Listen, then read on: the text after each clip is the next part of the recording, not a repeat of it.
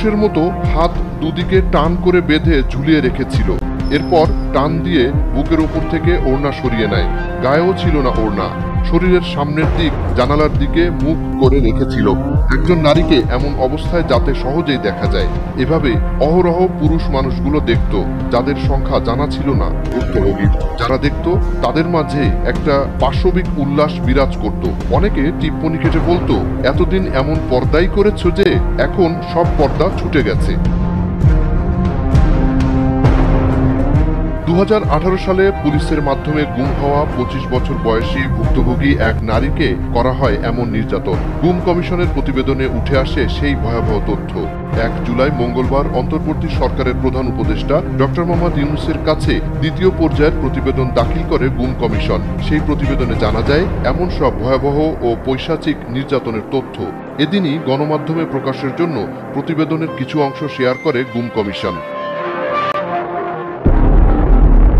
গুম কমিশনের প্রতিবেদনে উল্লেখ করা হয় 2018 সালে গুমের শিকার ওই নারী কমিশনকে আরো বলেছেন, আমার পিরিয়ড হওয়ার ডেট ছিল অনেক লেটে, কিন্তু আমার উপর তারা এমনভাবে টর্চার করে যে তাতে আমি এত পরিমাণ অসুস্থ হয়ে যাই যে সঙ্গে সঙ্গে আমার পিরিয়ড আরম্ভ হয়ে যায়। তারপর উনাদের বলি যে আমার তো প্যাড লাগবে, তখন এটা নিয়ে অনেক হাসাহাসি করত বাহিনীর সদস্যরা। গুম কমিশনের প্রতিবেদনে উল্লেখ করা হয় আওয়ামী লীগ আমলে কথিত সরকার বিরোধী ষড়যন্ত্র সম্পর্কে জানতে টার্গেট করা ব্যক্তিদের বিশেষ সেলে গুম করার পর ভয়াবহ নির্যাতন করা হতো। শিফটিং সিস্টেমে ঘন্টার পর ঘন্টা বিভিন্ন পদ্ধতিতে নির্যাতন চালানো হতো। কখনো ঝুলিয়ে পেটানো হতো, কখনো আবার আঙ্গুলের নখ উপড়ে ফেলা হতো, আবার কখনো বৈদ্যুতিক শক দেয়া হতো।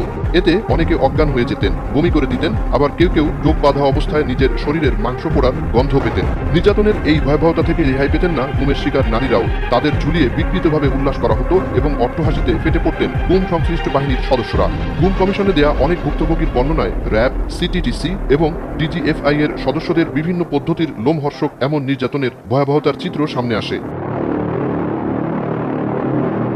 প্রতিবেদনে বলা হয়, ভয়াবহ নির্যাতনের প্রমাণ ধ্বংসের চেষ্টা সত্ত্বেও কমিশন এমন কিছু উপাদান সংগ্রহ করেছে যা ভুক্তভোগীদের সাক্ষ্যের সঙ্গে মিলে যায়। বিশেষ করে র্যাব 2 এবং command and platoon company CPC-3 এ ব্যবহৃত ঘূর্ণায়মান চেয়ার, TFI সেলে মানুষ ঝুলিয়ে রাখার জন্য ব্যবহৃত পুলিশ সিস্টেম এবং একাধিক স্থানে শব্দ নিরোধক এমন ব্যবস্থা করে রাখা হতো যার ফলে নির্যাতনের সময় ভুক্তভোগীদের চিৎকার বাইরের কেউ শুনতে পেত না।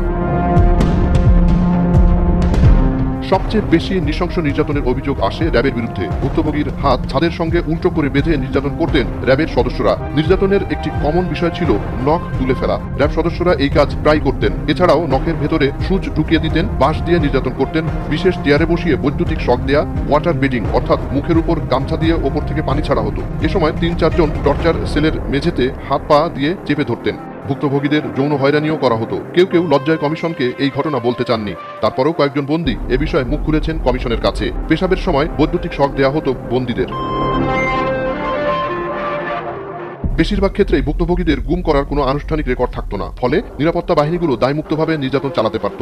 পরবর্তীতে জনসম্মুখে হাজির করার আগে নির্যাতনের চিহ্ন লুকাতে কিছু কিছু ক্ষেত্রে ভুক্তভোগীদের ওষুধ বা মলম দেয়া হতো, যাতে ক্ষতচিহ্ন সহজে নজরে না আসে। অনেক ক্ষেত্রে নির্যাতনের চিহ্ন মুছে যাওয়া পর্যন্ত অপেক্ষা করেই তাদেরকে মুক্তি দেওয়া হতো। তবে অনেক ভুক্তভোগী ম্যাজিস্ট্রেটের সামনে হাজির হয়ে স্পষ্ট নির্যাতনের চিহ্ন দেখালেও সেসব অভিযোগ উপেক্ষা করা হতো।